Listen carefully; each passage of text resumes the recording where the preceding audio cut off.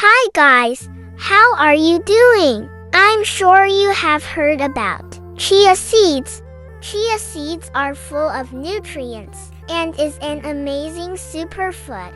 Its origin is believed to be in Central America, high in omega-3 and omega-6. The higher omega-3 intakes could reduce the risk of heart attacks and their associated risk factors. Nutritional value of chia seeds are known as high in fiber, protein, carbohydrate.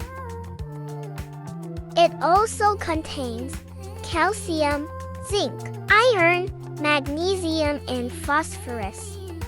Adding this into your diet helps to prevent constipation and keep digestive tract healthy due to high in fiber in these seeds.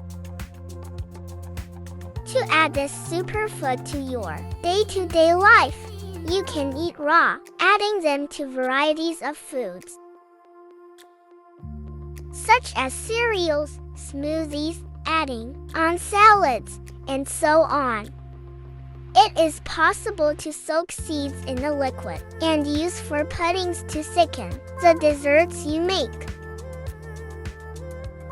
Some use chia seeds as a substitute for eggs in baked items such as cakes, muffins, and cookies.